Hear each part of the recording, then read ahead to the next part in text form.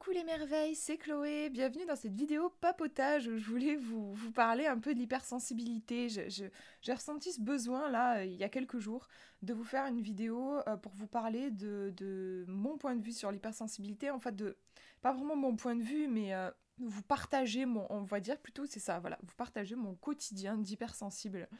Bon, si vous suivez mes vidéos, vous avez sûrement remarqué que c'est un thème qui est important pour moi. J'utilise souvent ce mot dans mes vidéos. Et je fais mes guidances. Quand je fais des guidances, je prends toujours en compte une extrême sensibilité. Parce que je suis comme ça, je suis extrêmement sensible. Donc je vais voilà, offrir des guidances que j'aimerais recevoir. Voilà, c'est ça. Alors, je vous avais déjà fait quelques vidéos, mais ça date sur cette chaîne pour parler d'hypersensibilité, des difficultés que j'ai pu rencontrer, de mes réflexions et tout. Mais là, j'avais envie d'en faire une nouvelle. À l'instant T, là, où est-ce que j'en suis? Parce que je vois bien que j'ai évolué, c'est normal, les années passent et mon regard change, mon regard évolue en fait sur la question. Et voilà, j'avais envie de vous en parler parce que je trouve que c'est important d'en parler, qu'on n'en parle pas assez. Je trouve que les hypersensibles, encore, ont tendance à être trop repliés sur eux-mêmes. C'est normal parce que pour la plupart, on n'a pas été compris, on n'a pas été encouragé à être nous-mêmes. Au contraire, on s'est fait brimer, on s'est fait juger. Enfin, en tout cas, moi, c'est ce qui m'est arrivé et j'en connais d'autres, des gens comme ça. Et du coup, bah, forcément, on se renferme en fait. On part du principe que de toute manière, personne ne nous comprend, que même, d'ailleurs, souvent, les hypersensibles ont une estime d'eux-mêmes, mais qui est, mais genre, explosée, quoi. Malheureusement, les trois quarts des hypersensibles que je croise sont dans la recherche, qui personnellement me fait extrêmement mal au cœur parce que je suis passée par là et je sais que c'est destructeur et ça ne mène à rien. Ils sont dans la recherche de comment est-ce que je peux réussir à être normal? Comment est-ce que je peux réussir à travailler sur mes émotions? Comment est-ce que je peux gérer mes émotions? Ce terme-là, pour moi, c'est pas possible. Pour moi, un hypersensible ne peut pas gérer ses émotions. On ne gère pas ses émotions. On apprend à les accueillir, on apprend à vivre avec, mais on ne les gère pas. C'est surtout quand on est hypersensible. Je veux dire, on a une hypersensible, c'est une intensité de dingue. On se prend des vagues de ouf. On ne peut pas gérer ça.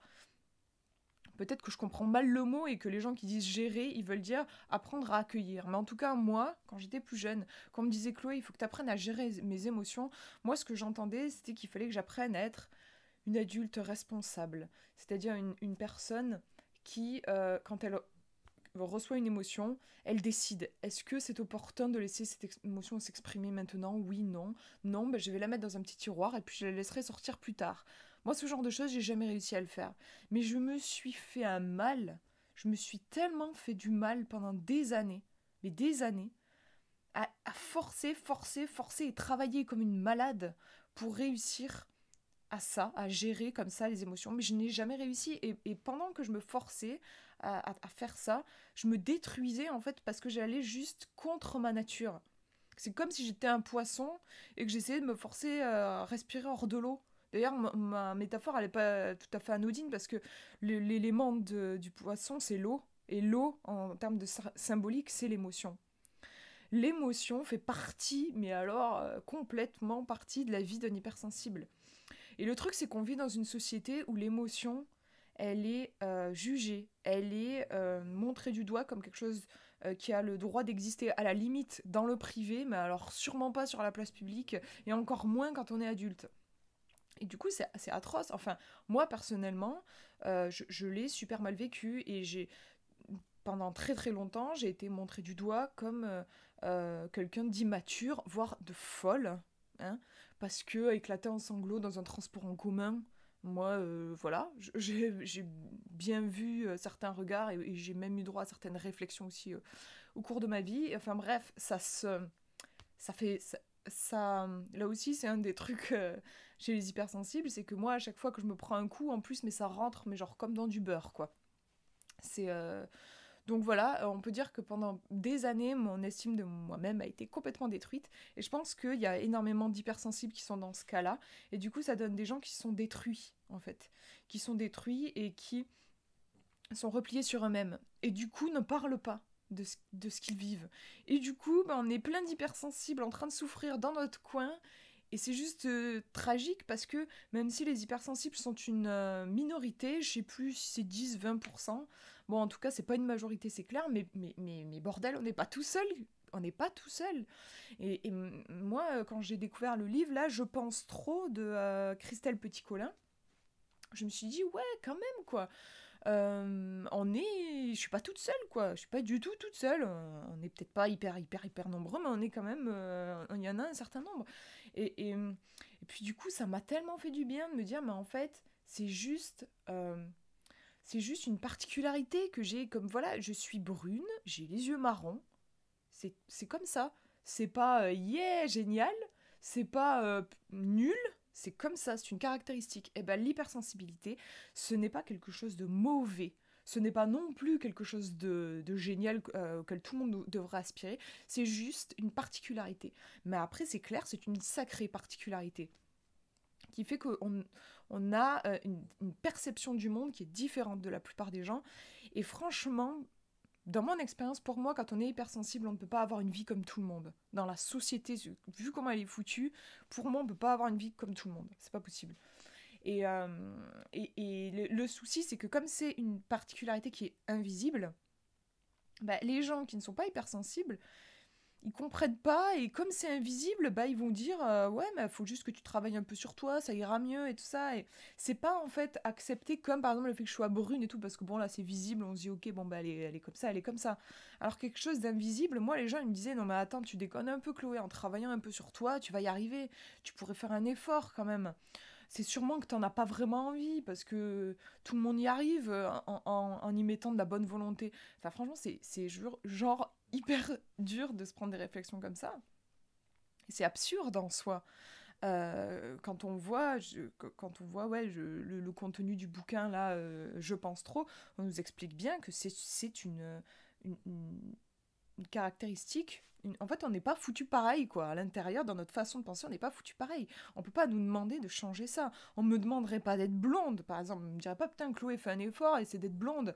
Enfin, c'est absurde. On sait bien que je peux pas changer ma couleur de cheveux, à moins, à la limite, de me mettre une teinture. Bah, justement, en fait, franchement, pour moi, l'hypersensibilité, à moins de prendre des médicaments, et malheureusement, enfin, moi, à un moment, je suis aussi passée par là. Personnellement, c'est bon, je vais pas m'étendre sur le sujet, mais personnellement, c'est vraiment pas une voie qui m'a aidée, clairement. Mais en effet, c'est clair que des médicaments vont altérer votre façon de penser et tout ça, ça c'est sûr. Mais c'est pas ça pour moi qui va vous rendre épanoui et heureux. En fait, vraiment, moi, ce qui m'a aidé sur mon parcours, c'est quand j'ai arrêté justement d'essayer de me changer, d'essayer de me guérir comme si j'étais malade, ça a été d'accepter que j'étais différente de la plupart des gens. Différente ne veut pas dire malade, et différente ne veut pas non plus dire que je suis seule au monde dans ce cas. Il y en a d'autres comme moi. Et même si je les vois pas, parce qu'ils se cachent eux aussi, parce qu'ils sont pas à l'aise eux aussi, eh ben ils sont là. Et rien que de penser à ça, des fois, quand je me sens pas bien du tout, encore, dernièrement, là, ça m'est arrivé un peu plus tard qu'hier, je pense fort aux gens qui sont comme moi. Parce que j'ai toujours une voix encore qui me dit, par exemple, si je me mets à être mal à l'aise dans une situation que la plupart des gens trouvent ridiculement simple, par exemple, traverser la route, il y a beaucoup de voitures qui passent, des fois je me mets à paniquer. Et par la même occasion, je me mets à me juger, parce que je me dis, putain Chloé, c'est pas bien compliqué de traverser la route quand même. Voilà, tu pourrais y arriver. Et ça fait mal, parce que bon, déjà, j'ai le stress, mais en plus, je me juge, donc bim bim. Et dans ces moments-là, j'essaye maintenant vraiment de m'arrêter et de me dire, tu sais, Chloé, sur cette terre, il y a d'autres personnes qui auraient autant les jetons que toi. Parce qu'il y a d'autres personnes qui sont aussi sensibles que toi. Et il n'y a pas de honte à être sensible. Et c'est pas grave si t'as trop peur de traverser. Bon ben là, moi j'ai trouvé par exemple ma petite astuce, si jamais vous stressez vous aussi par exemple pour traverser la route. Je crois que j'avais lu ça dans un bouquin une fois. Je demande à mon ange gardien de m'aider à traverser. Je lui dis, s'il te plaît, aide-moi, protège-moi, dégage la route. Et je vous jure, c'est un truc de ouf. Pour moi, ça marche toujours. À chaque fois que je prends ce temps de faire cette demande, la route se dégage. Ou il y a une voiture qui arrive qui ralentit, vraiment, et qui me laisse passer. Voilà, ça c'était mon astuce. Mais voilà, des fois, j'ai quand même la peur qui vient. Et c'est vrai que juste de me rappeler que je suis pas seule au monde dans cette situation, ça me fait du bien. C'est aussi pour ça que je fais cette vidéo. Voilà, si vous vous sentez bizarre, et ben, je peux vous dire que je suis aussi très très très bizarre. J'ai vraiment pas une vie classique. J'ai pas fait d'études, enfin je me suis arrêtée au bac parce que je fais une grosse phobie scolaire, je ne supportais pas le système scolaire, donc j'ai tout arrêté. Donc j'ai absolument pas fait d'études. J'ai pas passé mon permis non plus parce que je ne supporte pas de passer des examens déjà, parce que aussi là, j'aime pas aller vite. Ça m'angoisse. Les voitures m'angoissent. Je trouve pas ça naturel. Je préfère marcher à pied. J'adore marcher. Ou le vélo aussi, j'aime bien. Je trouve que la voiture est beaucoup trop éloignée de notre rythme de base, en fait. Ça va trop vite. D'ailleurs, quand on voit tous les accidents qu'il y a, tous les animaux qui se font tuer, et les êtres humains aussi, franchement, moi, je sais pas. Je suis pas. Puis ça pollue, ça pue, ça fait du bruit. J'aime pas ça, quoi. Donc voilà, mais voilà, maintenant j'assume un peu plus, par exemple, ce choix-là, mais pendant un temps, j'ai essayé de passer mon permis, parce que tout le monde me regardait avec des gros yeux, là, en mode, quoi, t'as pas encore passé ton permis faudrait peut-être y penser. Et je me sentais jugée, en fait, et j'avais l'impression que tant que je n'aurais pas passé mon permis, je n'aurais de place dans les yeux de personne. C'est un peu bizarre formulé comme ça, mais j'avais ce sentiment. Le sentiment que je ne pourrais exister que quand j'aurais un permis, un boulot, j'aurais fait des études, j'aurais un diplôme. Là, j'aurais une place dans la société en fait. Mais sinon, j'étais rien qu'un truc impalpable, voire un poids, une gêne. J'avais ce sentiment. C'est dur de vivre comme ça, quoi. Et c'est tout un chemin que je suis encore en train de faire pour accepter que je vis différemment. Accepter que, par exemple, pour vous donner un exemple de ce qui se passe pour moi, je suis aussi très angoissée par le jour. La journée m'angoisse. Je commence à me détendre un peu plus quand la nuit tombe. Ça va mieux la nuit. J'ai pas toujours été comme ça, hein. Mais alors pourquoi en fait? Parce que mon copain part travailler. Et quasiment tous les gens que j'aime partent travailler. Et j'ai eu un peu peur pour eux en fait. Je sais pas comment expliquer, mais je me dis qu'il peut leur arriver n'importe quoi. Et quand la nuit commence à tomber, je sais pas, je suis rassurée. Je sais que tous les gens que j'aime sont en sécurité chez eux. Surtout la nuit, genre minuit, 1h du mat, je suis à peu près sûre qu'ils ont tous couché. Et là, ça m'apaise. Là, je suis apaisée et j'arrive à... Et quand je suis apaisée, je reprends contact avec mes ressources. Et du coup, c'est là que je peux me mettre à vivre davantage, en fait. Du coup, souvent à 3h, 4h du mat, en fait, je suis réveillée, je suis chez moi et je suis en train de bosser sur mes projets, d'écrire des livres. C'est là que je revis, je renais. Pourquoi? Parce que je me sens apaisée. C'est vrai que j'ai un idéal de base, moi, très familial. J'ai du mal avec le fait que le matin, les gens partent travailler. Je préférais qu'on soit tous une grande tribu et que, voilà, on aille bosser, je sais pas moi, dans les champs, mais qu'on soit ensemble, en fait, sur à peu près le même espace. Euh, ouais, c'est un truc ça me stresse. Puis je sais pas, ça me stresse, cette espèce de rythme de métro, boulot dodo, là, quand je sors et que je vois les voitures, beaucoup de voitures. La nuit, il y a moins de voitures. Le rythme ralentit, c'est plus doux, c'est plus calme. C'est plus comment dire, je me sens mieux là-dedans, moi. Je me sens à l'aise dans quelque chose de doux, dans quelque chose qui respire. dans quelque chose de lent, dans quelque chose où on n'est plus dans le rush. La nuit, c'est fait pour se détendre, pour se reposer. Et bizarrement, moi, finalement, c'est là où je me sens la plus connectée, en fait. Et notamment à mes projets. Après, je sais qu'on dit aussi que les artistes, l'inspiration de l'art, en fait, la créativité ressort la nuit. C'est vrai que ça, enfin, pour moi, c'est très très puissant aussi. Enfin voilà, vous voyez, du coup, j'ai absolument pas un rythme comme tout le monde. C'est-à-dire que moi, j'ai limite pas de matinée, puisque en fait, je vis la nuit. Je vis à 3 4 heures du mat. Et après, du coup, bah, forcément, je dors, puisque comme je disais, le jour m'angoisse. Donc je dors le matin, je dors comme comme une marmotte. Ça m'évite justement aussi d'être confrontée au stress. Plus c'est tôt le matin, plus j'angoisse. Plus j'ai le stress de une journée devant moi et les gens que j'aime qui sont pas là, ça m'angoisse, voilà. Et oui, parce que du coup, vous l'aurez compris, je vis chez moi. Ça fait aussi partie de mes particularités. Pour le moment, j'ai vraiment, dans ma vie, j'ai ressenti le besoin de me créer un cocon de douceur. Et ça aussi, c'est propre aux hypersensibles. Euh, je ne me sens pas bien dans le monde effréné du dehors. C'est euh, c'est trop d'angoisse pour moi. Et je crois que les hypersensibles, euh, plutôt que d'essayer de se transformer, de gérer, comme je disais, leurs émotions, d'essayer d'être comme tout le monde, je pense qu'il ferait mieux de se concentrer sur qu'est-ce qui pourrait leur permettre de se sentir bien, en sécurité. Moi, c'est ça, c'est la question que je me pose tous les jours et c'est des gestes que je pose tous les jours. Et depuis que je fais ça, je me sens beaucoup mieux, vraiment. De me faire passer avant tout.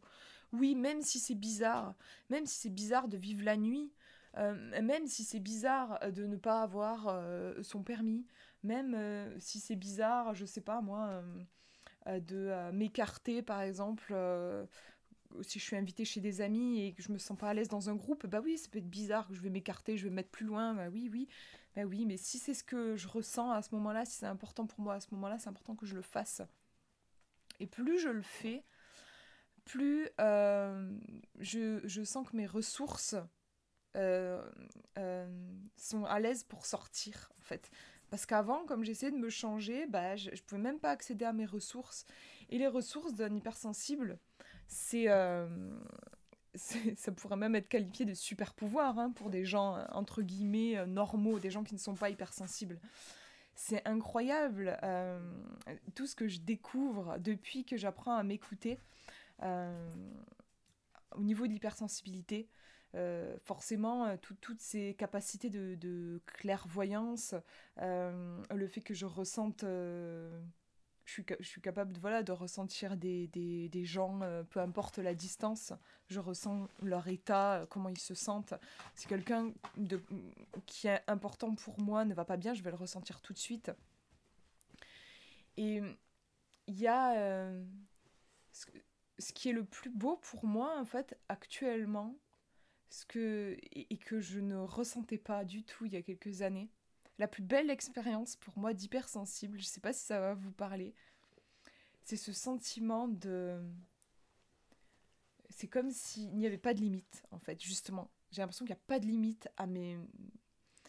Je sais pas comment dire, à ma sensibilité. Il n'y a pas de limite à ma sensibilité. Et être sensible, c'est être touché. Et en fait, c'est un truc de fou, quoi. À quel point je sens que je peux. Je sais pas, j'arrive pas à trouver les mots, mais je peux être connectée à 20 30 personnes en même temps. Je peux. Je peux ressentir ce qui va se passer voilà, forcément, oui, dans le futur, et être en même temps connecté à ce qui s'est passé avant. Euh, un truc, en fait, une connexion, c'est ça, en fait, une connexion qui n'a pas de limite. Je suis fan de ça, en fait. Je suis même accro à ça. C'est presque comme une drogue. C'est vrai que c'est enivrant de ressentir ça. C'est pour ça que depuis quelques années, j'ai décidé d'en faire mon métier, en fait. Quand je me connecte, par exemple, pour une guidance, quand je me connecte à l'âme d'une personne et que je n'ai que son prénom, bah, c'est juste jouissif. Je sais pas trop bien ce qui se passe, hein, mais c'est comme si je me connectais à quelque chose qui me dépasse totalement et j'ai accès à mille et une choses en fait. Et ça va bien au-delà de mon corps et de mon expérience limitée en fait. Et ça, c'est pour moi, c'est la plus grande jouissance en tant qu'hypersensible. C'est cette connexion hyper puissante et qui, ouais, chez moi, crée quelque chose ouais, une jouissance, c'est vraiment ça, un truc, c'est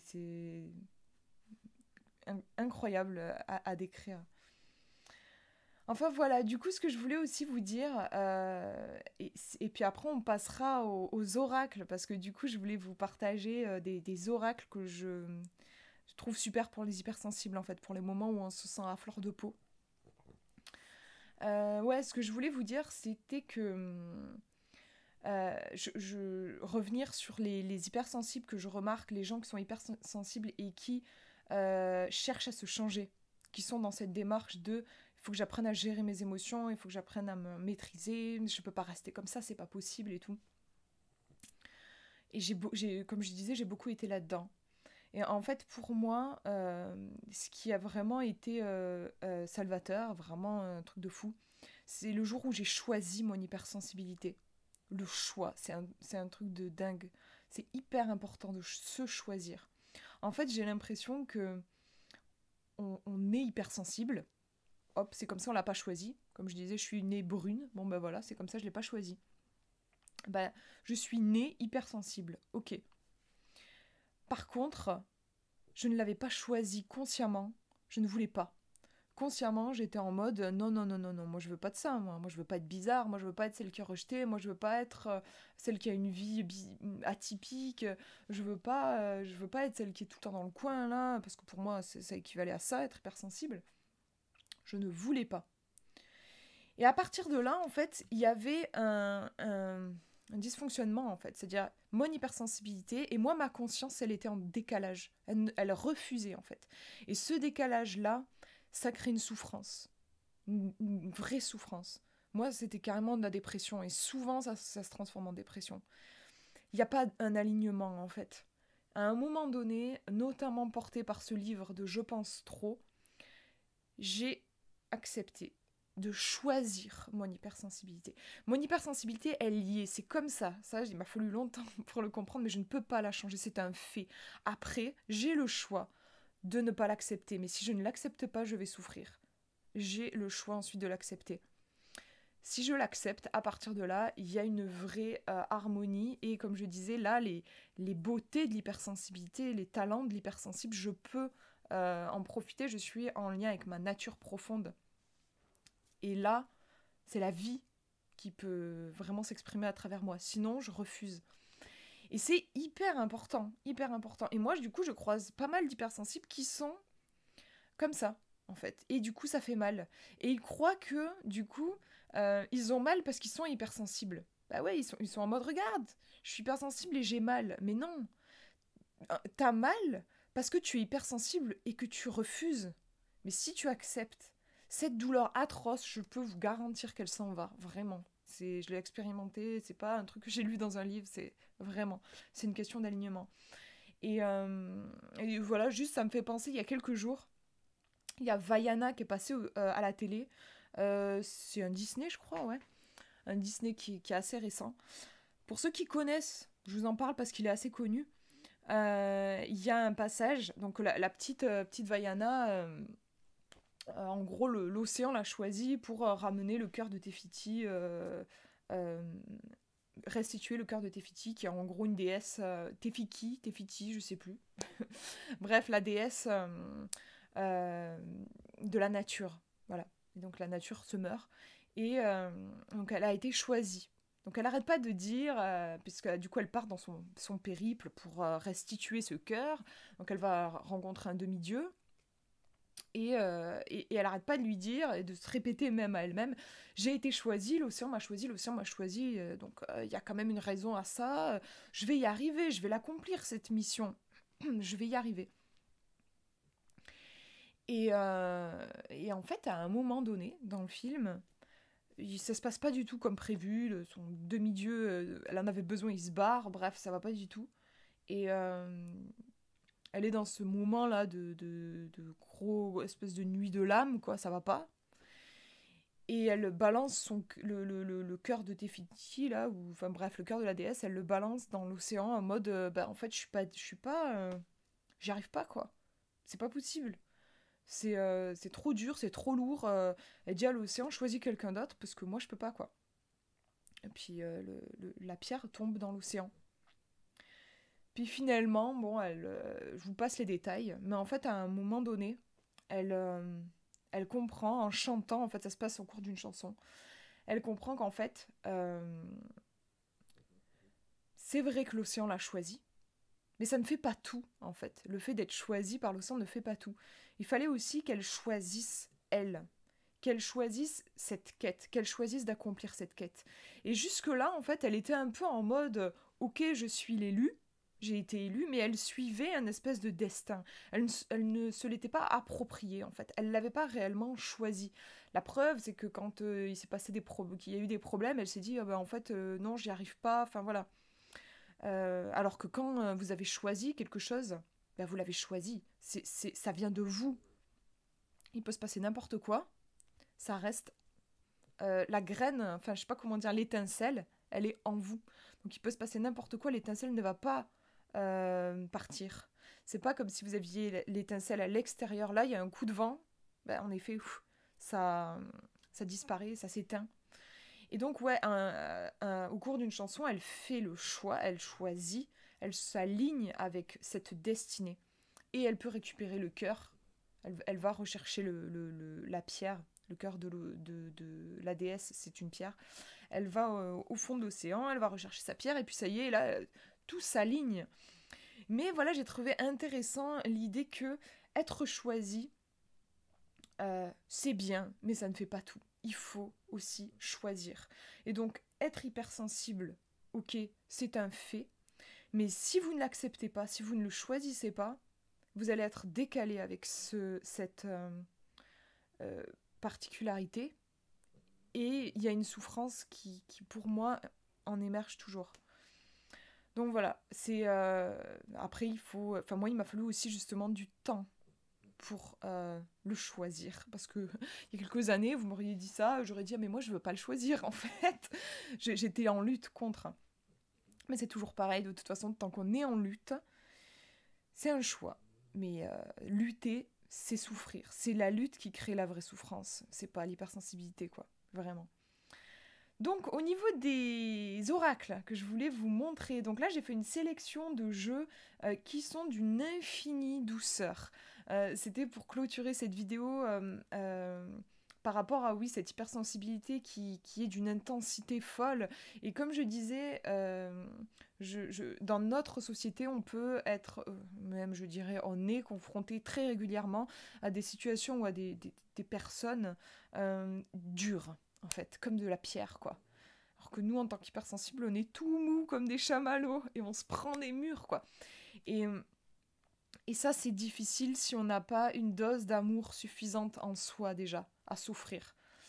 Moi, perso, je sais que je suis souvent en manque. J'ai pas encore assez d'amour pour moi-même. J'ai beaucoup de choses à nourrir encore à ce niveau-là. C'est pour ça que j'ai mon petit réservoir d'oracles tout doux, tout chou. Donc, je vais vous les montrer. C'est vraiment des oracles réconfortants, en fait. Alors, il y a un souffle de magie qui a été renommé maintenant, je me souviens jamais du nouveau titre, c'est de Jody Bergsma. En tout cas, si vous tapez sur internet carte d'affirmation de Jody Bergsma, vous trouverez le nouveau titre. Donc ce sont des cartes d'affirmation, mais qui sont très puissantes et qui pour moi vont au-delà de simples cartes pour des jolis conseils. Elles répondent même aux questions. Forcément, le soleil, il n'arrête pas de se cacher derrière les nuages. Et quand je vous montre le truc, quand je vous montre la carte, eh ben, il n'y a plus le soleil. Mais bon, peut-être qu'il va revenir. Donc on est dans un univers de fantaisie un peu. Avec des dragons, des fées qui aussi, me semble, souvent parle pas mal aux personnes hypersensibles, qui ont souvent un imaginaire qui est très développé, sont des personnes souvent très rêveuses et qui vivent dans un monde bien à elles. J'aime bien le fait qu'il y ait les mots en italique qui permettent tout de suite de capter le message. Donc là, épreuve, leçon. Ok, on a compris de quoi nous parlait la carte. Ici, on nous parle d'abondance et de bienfaits. Il est vraiment super. Ça fait un moment que je l'ai, ce jeu. C'est un des plus anciens que j'ai. Et vous avez un livret avec où vous avez quelques mots en plus sur chaque carte. Voilà, donc il est pour moi d'un grand réconfort, il est magnifique, il est top top parce que c'est un truc de fou quand même, hein. Au niveau de la qualité, je vous montre, elles ne sont pas du tout écorchées les cartes et vraiment je l'ai depuis, je sais pas, 7 ans peut-être. Ça fait un moment que je l'ai, c'est un de mes tout premiers jeux en fait. Hop, je mets de côté, c'est triste, j'ai le soleil qui s'en va au moment où je vous montre les cartes. J'ai l'oracle des petits magiciens que je vous avais présenté dans une review. Là, je vous montre les cartes vite fait, mais si vous voulez voir les reviews complètes, je vous invite à regarder sur la chaîne. En plus, vous aurez normalement une meilleure lumière parce que là, c'est pas génial. Donc, c'est un jeu qui a été créé pour guérir les blessures émotionnelles. Donc voilà, quand on est hypersensible, on a souvent beaucoup de blessures où la moindre difficulté va créer une vraie blessure. Donc c'est un jeu qui va pouvoir vraiment nous aider à ce niveau-là. Et les illustrations sont très douces et font appel à l'enfant intérieur. Donc, parce que de base, c'est un jeu qui a été créé pour accompagner les enfants. Donc vraiment, moi, je le conseillerais pour des personnes hypersensibles. Alors, trop mimi, le pauvre petit, on dirait Dumbo, ça fait penser à ça. Voilà pour l'oracle des petits magiciens. Qu'est-ce que j'ai d'autre? J'ai les ailes de la sagesse d'Alana Fairchild. D'une grande, grande douceur. On est ici avec des esprits, moi je trouve... on parle d'esprit de la nature, mais il y a quelque chose d'assez angélique, en fait, hein, pour moi, dans ces cartes. Vous n'avez pas de livret, en fait, mais un mot au dos des cartes. Avec une affirmation à chaque fois.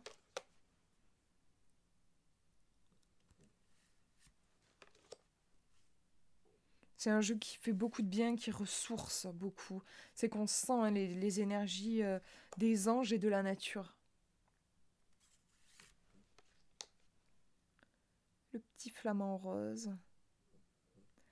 Ma beauté est à la fois unique et source d'inspiration. Magnifique. Donc voilà pour celui-ci. Alors, qu'est-ce que j'ai d'autre? J'ai aussi le White Fox Oracle que je vous ai présenté il n'y a pas longtemps, qui est vraiment super. Là, c'est un jeu auto-édité qui permet d'utiliser son intuition. Les cartes sont tout petites, donc c'est sympa aussi. Je trouve qu'il y a quelque chose de mimi et on peut le transporter partout, justement, en tant que personne hypersensible. Je trouve avoir toujours un oracle dans son sac au cas où on se sente en difficulté. Moi, c'est ce que je fais, c'est toujours bien, je trouve. Et je trouve, au niveau des illustrations de ce jeu, on a quelque chose de cocooning, de simple. La simplicité, le retour à l'essentiel, le retour vers soi aussi. Cet oracle, à chaque fois que je le consulte, il y a vraiment un côté je prends un temps pour moi. Je pense que la créatrice l'a vraiment créé dans cette idée-là. Je prends un temps pour moi. Et c'est hyper, hyper important. Hop. Et après, alors j'ai les oracles illustrés par Dan May. Alors je vous avais présenté celui-ci, le Gentle Creature. Mais il y en a un autre qui est un peu plus connu parce qu'il a été fait avec Lucy Cavendish qui est connu parce que ces jeux sont traduits en français. Donc celui-ci le sera, je pense, Into the Lonely Woods. Alors lui, j'ai pas pris le temps encore de vous le présenter. Je pense que je le ferai quand j'aurai un peu plus de soleil. Donc ces deux-là, j'adore. Ils sont vraiment... Alors, je sais pas du coup lequel je vous montre. Je vais vous montrer le Gentle Creature. Dan May, qui d'ailleurs est un monsieur. J'étais persuadée que c'était une femme. Et en fait, non. Et du coup, je crois que je vous avais présenté le jeu, je vous avais dit une artiste, tout ça, mais en fait, non, c'est un monsieur qui a cet univers vraiment magnifique. J'adore. Enfin, magnifique, ça reste subjectif, mais moi, j'adore. Ce sont des messages pour méditer, en fait. Pour nous envelopper de douceur. Pour moi, ces créatures-là, elles ont vraiment quelque chose en lien avec l'hypersensibilité. Vraiment. Euh, S'il y a une créature, pour moi, qui peut me comprendre quand je suis hypersensible, c'est ces espèces de gros monstres tout doux, en fait. C'est tellement une belle métaphore, je trouve, pour l'hypersensibilité. Parce que moi, en tout cas, on m'a appris à voir mon émotion comme quelque chose de monstrueux. C'est énorme, en fait. Ma sensibilité est énorme, comme un monstre. Ça peut faire peur. Et en fait, quand je m'approche un peu maintenant, je me rends compte que c'est, certes, énorme, mais en fait, c'est tout doux. En fait, ils sont tout doux, ces grands géants-là. On pourrait se mettre contre leur gros ventre, là, et ils pourraient nous faire un gros, gros câlin. Je trouve que c'est une belle métaphore de l'hypersensibilité. Donc vous avez celui-ci, et sinon Into the Lonely Woods. Ils sont différents en fait, on pourrait croire que c'est les mêmes, mais non, c'est le même artiste, mais je trouve que ils sont différents dans leur approche, les deux oracles. C'est-à-dire que Into the Lonely Woods, il a vraiment été créé pour les moments où on se sent particulièrement seul. C'est un oracle qui est centré sur la notion de solitude. Je me sens seule, j'aimerais avoir un peu de réconfort. C'est celui-ci qu'il vous faut quand vous vous sentez seul. L'autre, il est moins spécialisé en fait. Il répond davantage, je trouve, à toutes sortes de questions. Ça peut être n'importe quoi, ça peut être j'ai un petit coup de blues, j'aimerais une carte qui puisse me réconforter, ou j'aimerais savoir quelle est l'énergie de la journée. Enfin voilà, je trouve qu'il est davantage général. Celui-ci va plus vous donner des messages quand vous traversez un moment de solitude et que vous avez besoin d'être soutenu dans ce moment particulier. Voilà pour cette vidéo. J'espère que ça vous aura plu. Je vous fais de gros bisous et surtout prenez bien soin de vous.